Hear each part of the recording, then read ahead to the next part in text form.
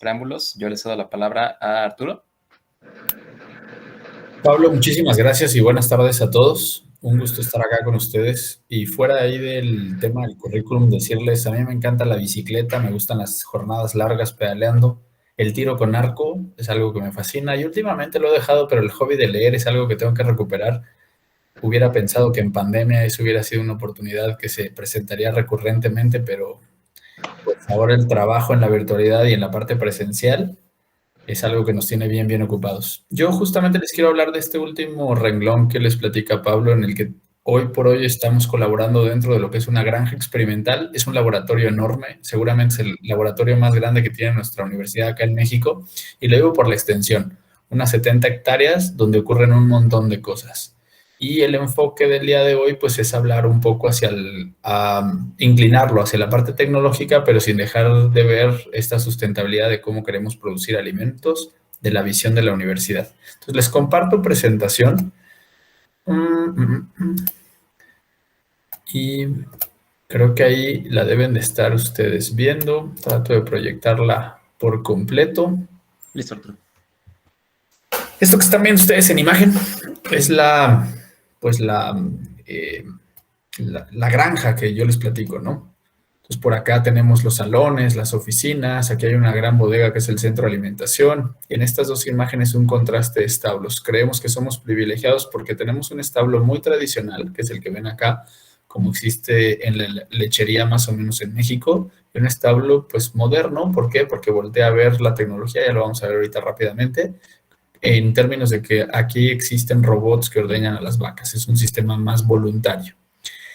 ¿Y cuál es lo interesante? Pues el contraste. ¿Por qué? Porque tenemos los mismos ingredientes, la misma mano de obra, la misma rutina, por así decirlo, pero dos esquemas completamente diferentes. Y cabe mencionar que en México tenemos registrados 12 robots de ordeño, 3 de ellos están en la universidad, y bueno, eso nos da pauta a tener un montón de aprendizaje. Todo este que ven por acá atrás, campo abierto, extensivos, forraje, o sea, maíz en primavera-verano, avena en otoño-invierno, y los invernaderos, 7 módulos, y si ustedes los alcanzan a distinguir, no son iguales. O sea, este de acá se ve más chaparrito y hay unas ventilas, bueno, lo van a ver aquí, hay algo de diferencia. Entonces, de esto les quiero platicar en términos de lo que nosotros hacemos o enseñamos, entrenamos acá. Miren, ya les platicaba la perspectiva, la vista estaba desde acá, con los dos establos, con los invernaderos, con la parte de forraje, y me quiero centrar, si bien tenemos varios proyectos corriendo, principalmente dos de ellos, lo que es la integración de herramientas de agricultura de precisión y la parte de algo de dinámica de los establos. Ojalá y poder hacerlo así en el tiempo tan corto.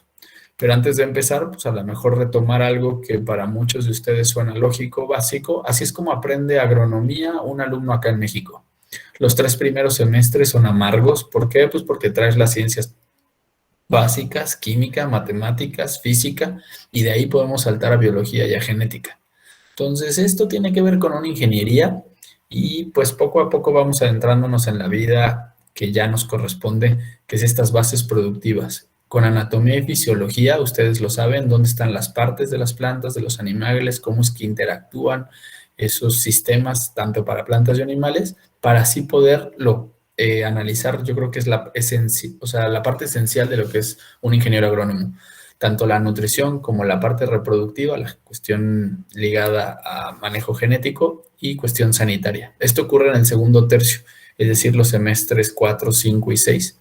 Y hacia el último estirón de la carrera, lo que es la especialidad, el poder nosotros tomar una ruta o en el ambiente vegetal o en la parte animal. Entonces, acá en la universidad lo que tratamos es de generar el mejor de los balances y al final, en este último tercio, a través de las prácticas profesionales, del intercambio y de muchas otras experiencias, como lo puede ser el mismo IAS, pues el alumno pueda tomar una ruta ya muy específica y diferenciada del resto de sus compañeros.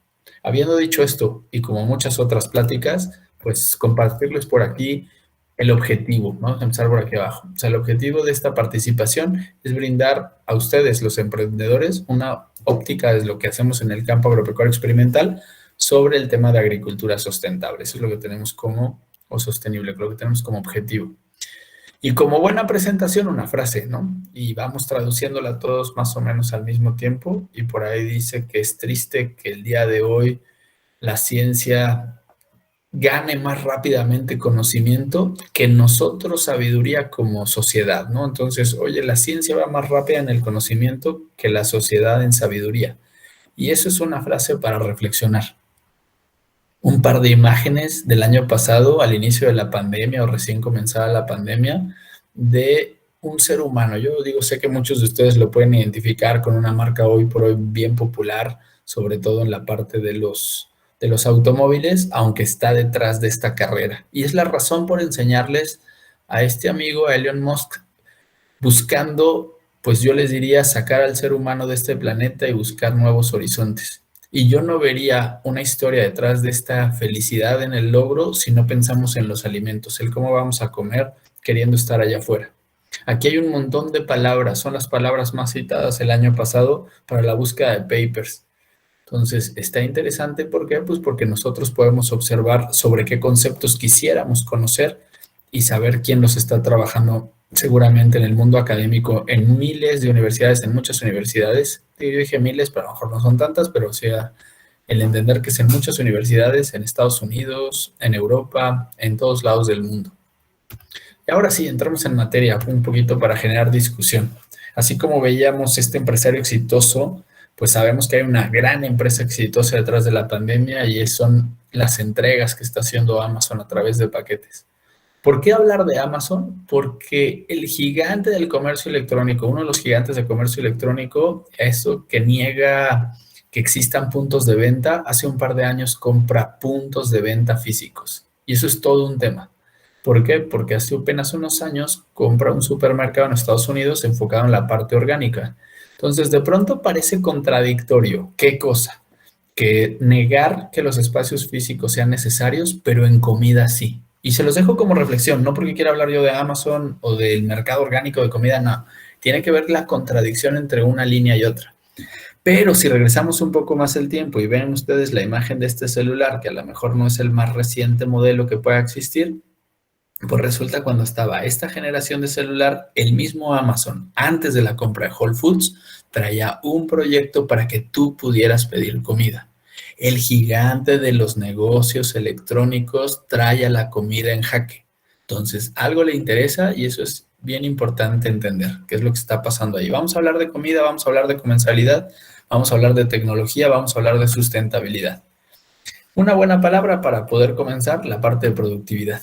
Y cuando pensamos en productividad, nosotros les comentábamos, les compartíamos que acá en la granja del TEC de Monterrey, en México, tenemos 3 robots, 3 equipos como estos. Son equipos súper interesantes que mucha gente, o sea, existe mucho la creencia, al menos acá en México, que existen o que son para quitarte la mano de obra y definitivamente no va por ahí. Si estamos hablando de productividad, la expectativa es la cantidad de datos que podemos generar.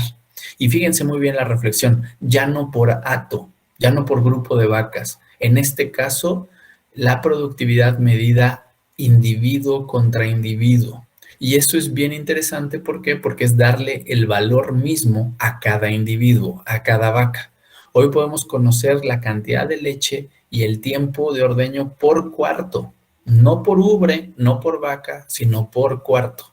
Y hay muchos kits de desempeño que desafortunadamente no están habilitados todavía para México por los poquitos robots que hay, pero del potencial que tenemos en términos de conocer un montón de datos. Entonces, cuando hablamos de emprendimiento, cuando hablamos de tecnología, pues lo que nos interesa es conocer tableros de desempeño, es decir, cómo se están comportando pues los animales y por lo tanto los grupos de animales. Y esto que están ustedes viendo acá, pues es una carátula de tableros de desempeño que entrega el propio software de los robots.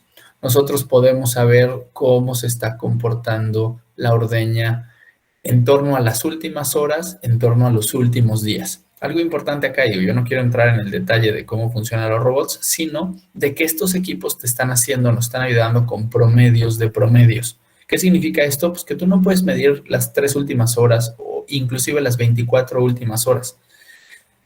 De entrada, nosotros estamos viendo la fotografía de los 7 últimos días y sobre eso saber si los indicadores van a la alza o a la baja. Por esto ustedes ven todos estos indicadores prendidos. Habrá algunos que tengamos que poner atención y habrá otros que nos vuelvan felices. ¿Por qué? Pues porque vamos de manera positiva. Esto que ven acá, pues son el número de vacas que están siendo ordeñadas y en rojo te dice las que ya debieron de haber entrado a ordeño y todavía no están ahí. Entonces, es un montón de información ya digerida, ya procesada, que nos ayuda a ir mucho más rápido en la toma de decisiones. Cuando hablamos de productividad, una reflexión importantísima, la diferencia entre la pérdida y el desperdicio.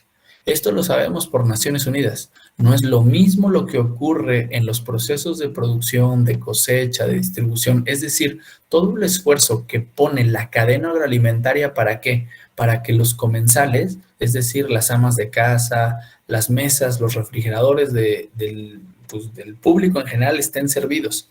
Cuando la comida no es aprovechada en ese último eslabón de la cadena, nosotros podemos decirle desperdicio. Mientras tanto, y la reflexión nuevamente para ustedes, se llamaría pérdida.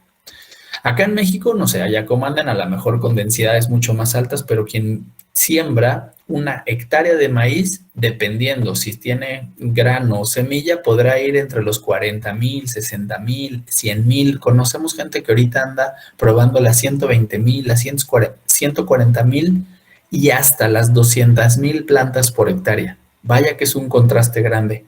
Olvídense del número. Sea el número que ustedes pongan de semillas, mañana no va a haber más semillas. Va a haber un menor número de plantas respecto a las semillas que pusiste, porque la expectativa del 100% de germinación, vaya que es difícil de alcanzar.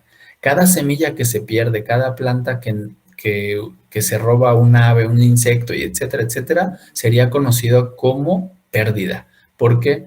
Porque existen y tenemos que saber ubicarlas y sobre todo cuantificarlas. ¿Para qué? Pues para buscar de esto la mejora continua. Hablar de cadena agroalimentaria es súper complicado, en esto no me quiero detener, pero bueno, habrá que voltear a ver que hay muchísimos actores dentro y fuera de nuestra organización. Entonces, entender quién tiene un poder importante, una influencia importante dentro de la organización. ¿Para qué? Para que los procesos que ya listamos sean cada vez más eficientes. Hablemos de nutrición. Esto que ustedes ven acá es un gráfico padrísimo. Bueno, a mí me encanta porque es de un profesor en una universidad muy prestigiosa en Canadá. A lo mejor algunos de ustedes la han visitado y si no, vale la pena que la pongan en foco. Es Guelph, muy cerca de Toronto. Este profesor te dice lo que deberíamos de comer versus lo que estamos comiendo. Entonces, si se fijan, hoy por hoy existe una cultura en torno a las harinas refinadas, hacia los azúcares, hacia el exceso de aceites, que nos hace falta mucho más frutas y verduras, mucho más frescos, mucho más perecederos. ¿Por qué? Por la fibra, por el agua, por las vitaminas y por los minerales.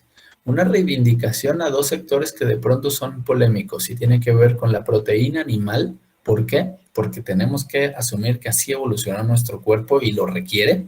También la proteína vegetal. En otras palabras, la proteína y algo que a nosotros nos parece muy interesante, los lácteos. ¿Por qué? Porque tenemos indicadores que la dieta nuestra puede andar entre el 5 y hasta el 20% de consumo de lácteos.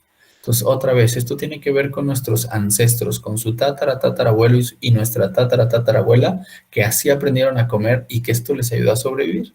Bajarle evidentemente a los aceites, bajarles a las harinas y prácticamente desaparecer el azúcar. Entonces, una reflexión en torno a comensalidad para entonces saber qué es lo que está buscando el cliente. Y esto que ven acá es la decisión de compra en cuanto a perecederos. O sea, decidimos tomar el dato de este sector, el que está en verde, y decir, bueno, ¿por qué decide el cliente? Pues busca sabor, el cliente busca frescura, los comensales buscan apariencia o condición. Pocas veces se reconoce la marca. Pocas veces la etiqueta de orgánico vale. Y no es poco, ¿eh? A mí no me gustaría menospreciar este 17%, porque implica 2 de cada 10 decisiones de compra. Nada despreciable. Lo interesante del gráfico es el contraste de cómo un comensal está decidiendo. Acá en México, los últimos meses se ha vuelto pues muy popular este etiquetado. Un etiquetado que está buscando cambiar los patrones de consumo precisamente por la reflexión que hacíamos de la dieta actual. Y yo lo que les diría es, pues el etiquetado está bien, lo que habrá que entender es que un alimento de manera individual jamás, nunca, o sea, no va a ser saludable. Lo saludable lo hace nuestra dieta.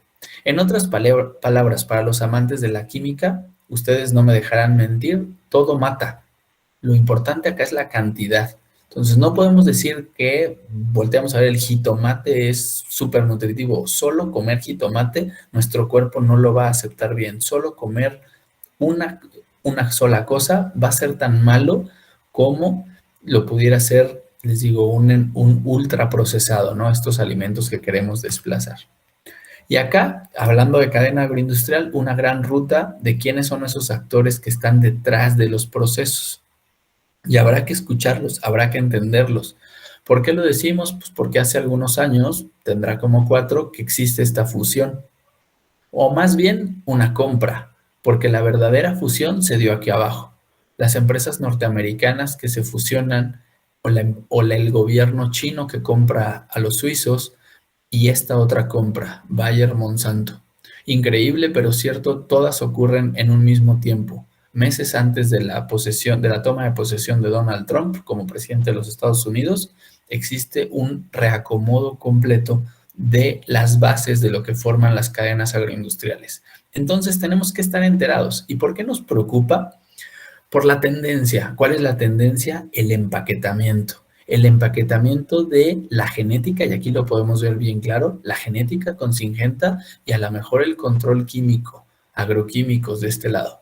¿Para qué? Pues para poder hacer duplas mucho mejor dirigidas. Lo mismo ocurrió acá, la genética con los agroquímicos.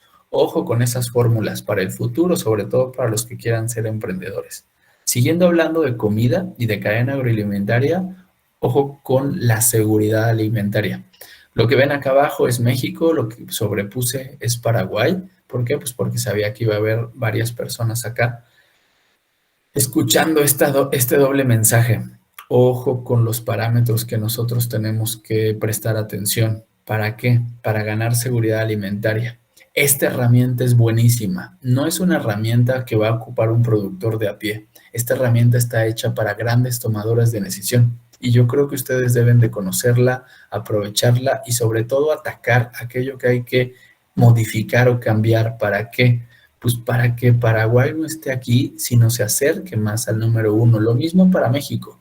Pues aquí estamos viendo el referente de dónde estamos respecto a otros países de Latinoamérica y el número en torno a todos los que son medidos por quién. Ya se los explicaba, por Dow DuPont, por lo que hoy conocemos como Corteva. Una gran herramienta para ubicarnos en la productividad del sector agroalimentario.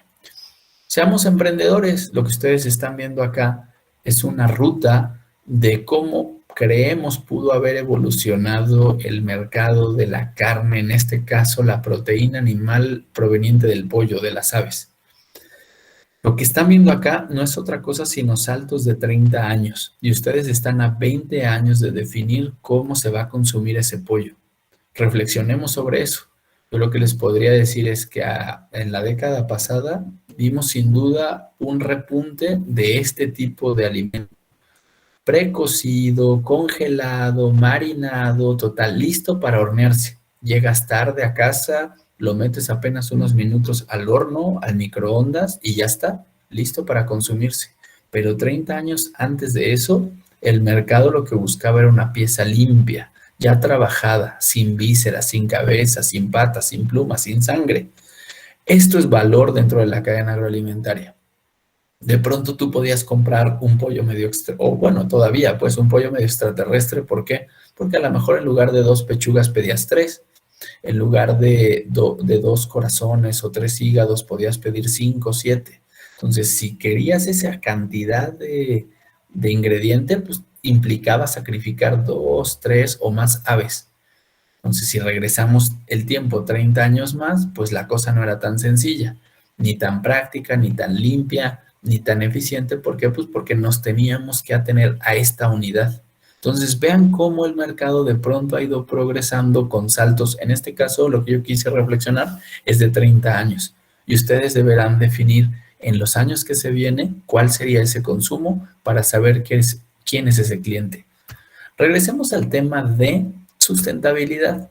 Para hablar de ello, yo quería compartirles una serie de equipos o juguetes que estamos hoy ocupando. Así como les decía lo del robot, pues esta es la lista de monerías que tenemos a disposición de nuestros estudiantes. La verdad es que creemos que somos muy afortunados en tener todo esto conectado. Algunos equipos no crean que están de tiempo completo. Se los digo por este lector de iones radioactivos que lo que te hace es un escaneo de suelo. Son equipos que un productor normal no tendría. ¿Por qué? Pues porque se ocupan una vez cada 3 años, una vez cada 5 años. Ojo con el mensaje acá. ¿Cuál es el mensaje? Pues el emprender nuevos negocios, en este caso de consultoría.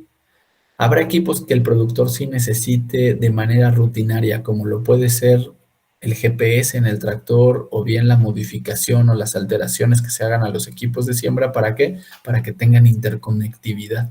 Y habrá algunos otros que sean de bolsillo, como estos que ven acá, que de pronto le dan mucha versatilidad al proceso productivo, pero que también nos regalan una constante.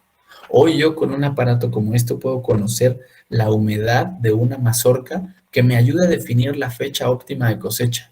Ya no a ojo o ya no llevándola a un microondas durante prácticamente una hora de secado, unos procesos mucho más rápidos, pero otra vez la constante.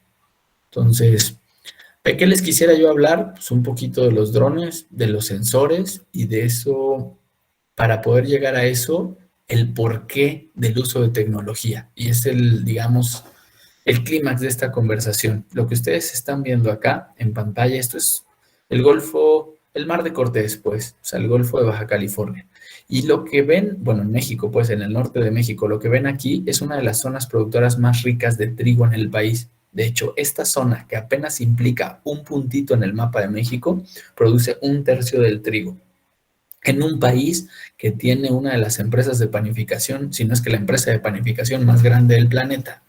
Entonces, 1/3 del trigo se produce en esta zona. Lo que están viendo en el Mar de Cortés es una mancha generada por algas. ¿Por qué? Porque resulta que los productores, esto que ven acá, son los distritos de riego, han sobresaturado las tierras de nitrógeno. ¿Por qué? Pues porque el vecino, el compadre, el amigo, les dice tú fertiliza para asegurar tu cosecha.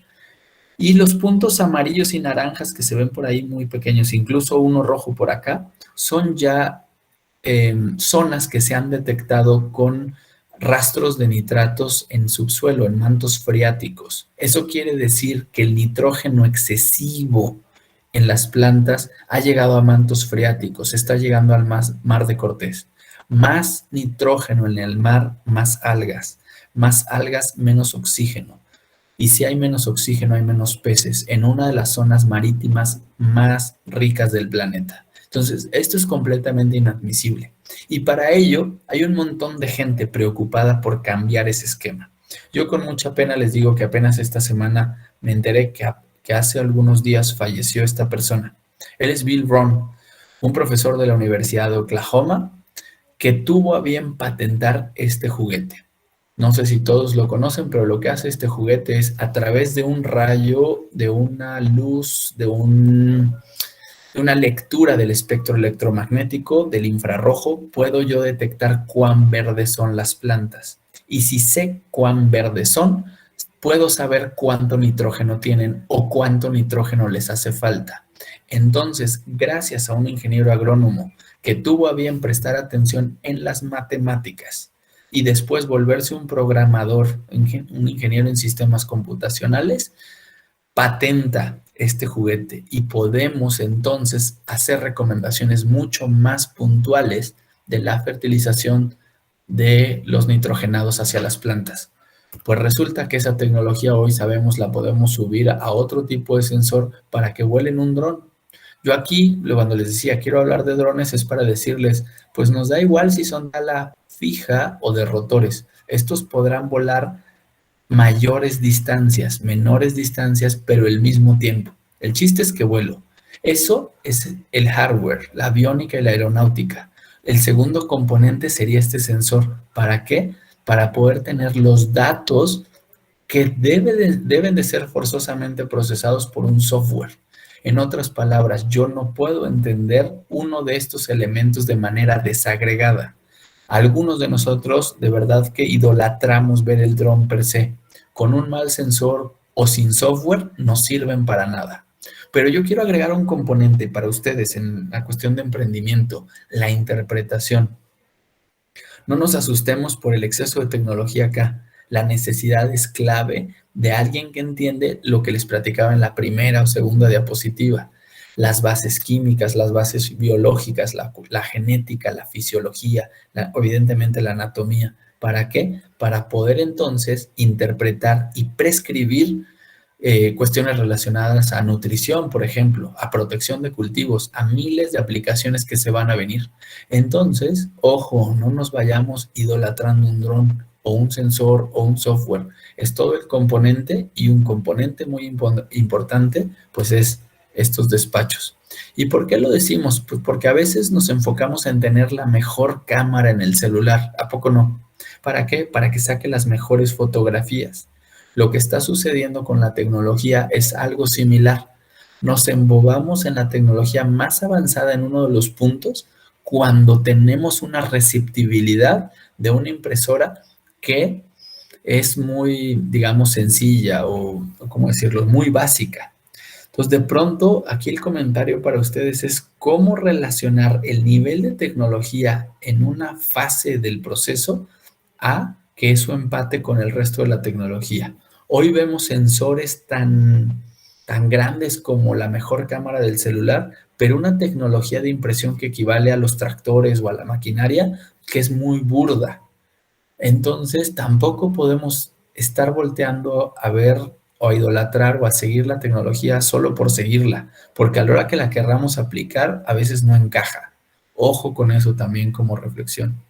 Y ya finalmente, pues lo que ven ustedes acá son un montón de empresas, de startups, de iniciativas que ya están siendo catalogadas. Por ahí tienen ahí la ficha bibliográfica, sobre todo para poderla seguir en diferentes rubros. Ahorita estuvimos hablando de algunas que están por aquí, pero hay un montón de empresas que atienden necesidades del sector agroalimentario. Seguramente estas empresas se fusionarán entre ellas. Desafortunadamente, algunas otras desaparecerán. Y probablemente empresas que ya son hegemónicas en esto terminen comprando pues algunas compañías que están ustedes viendo por acá. Es importante seguir el mapeo de esto. ¿Para qué? Pues para que ustedes o bueno, cualquiera pueda subirse a este tren de éxito y poder emprender de manera sustentable. A mí me dijeron que era cortitita, creo que fueron más o menos los 30 minutos y mejor dejar un espacio ahí para la interacción. Vimos pues lo vieron desde un enfoque sustentable a algo de aplicación en las tecnologías. Dejo de compartir, no sé si ya dejo de compartir. Cierto, ya. Y con gusto podemos interactuar tanto como ustedes quieran.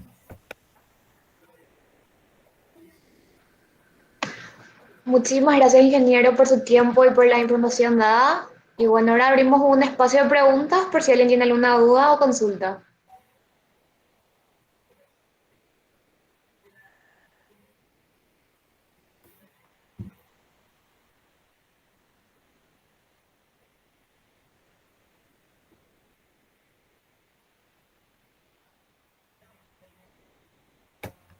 Si quieres, en lo que se animan a preguntar, Arturo, yo lo que te preguntaría, por ejemplo, nosotros como alumnos, ¿qué es en lo que nos tenemos que concentrar o enfocar en esa cuestión del emprendimiento para poder detectar las áreas de oportunidad que podemos tener dentro de ello? Yo creo que en la fase en la que ustedes están es mucho el abrir el panorama. Yo me disculpo si a lo mejor fue mucha información o el hilo conductor no se cacha por completo, pero digo, la pregunta es buena para conversarlo y es ahorita tener una muy buena imagen de lo que está ocurriendo y dónde pueden insertarse. Para ello, por eso empezaba yo con lo del plan de estudios y con ciertas materias que nos parecen claves.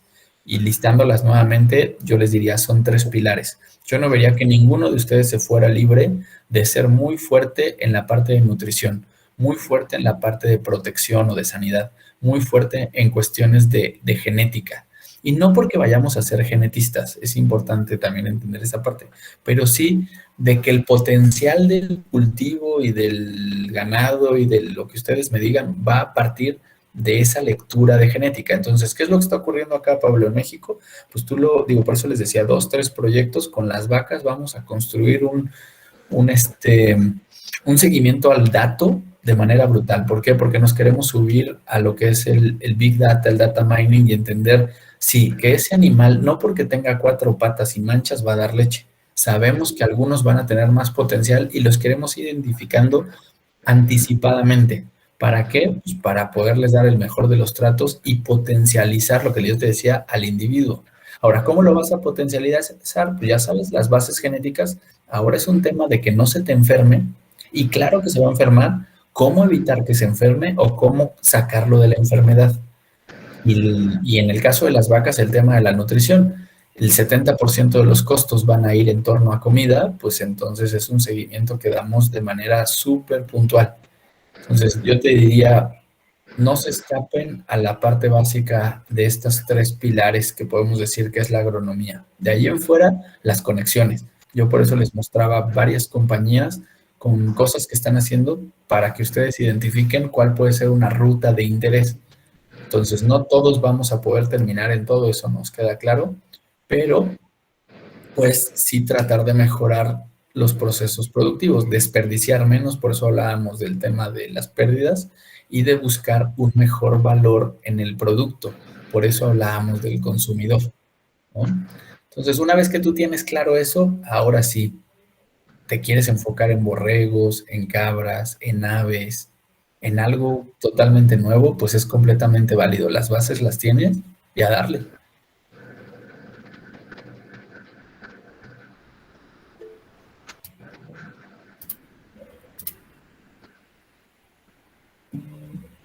Por aquí también estamos recibiendo mensajes de qué espectacular presentación, Arturo. Entonces, muchísimas gracias. No sé si haya otra pregunta por ahí, tal vez que quieran escribir o que quieran abrir su micrófono.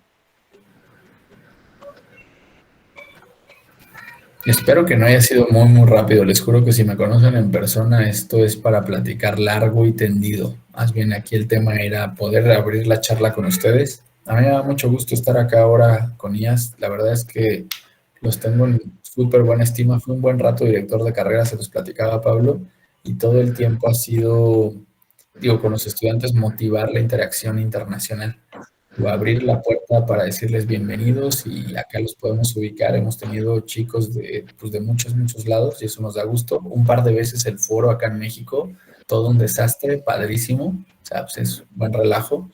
Y y ya está, ¿no? No sé.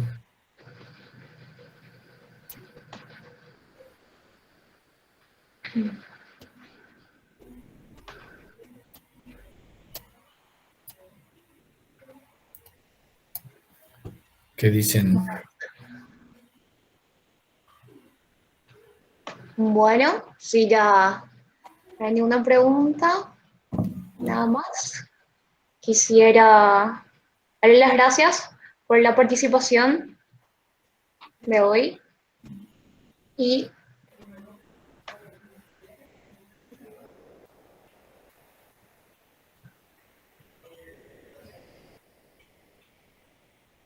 me avisan, se ve en la pantalla. Listo.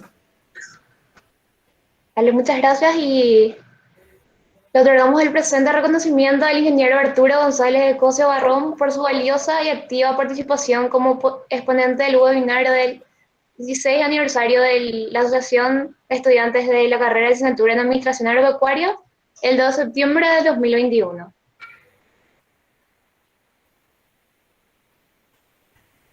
No, pues muchas gracias a ustedes. Felicidades por estar aprovechando estas fechas que enmarcan una buena oportunidad. Yo digo, la verdad es que es poquito tiempo nuevamente, pero ya saben, estamos acá a través de los contactos en común a la orden y pues mucho éxito. La verdad, muchas gracias por tu tiempo y por tu expertise, Arturo. La verdad es que lo valoramos muchísimo dentro de nuestra universidad y dentro de también de nuestra asociación. Y pues cualquier duda o cualquier cuestión que tal vez surja posteriormente que le quisieran preguntar al director, ustedes nos pueden contactar en cualquiera de nuestras redes sociales, @IASMéxico en Instagram o @IASMéxico, @IAS.méxico en Facebook. Y nuevamente te agradecemos muchísimo, Arturo, por tu tiempo y por tu participación. Y en este momento me gustaría cederle la palabra a Leonela Parra.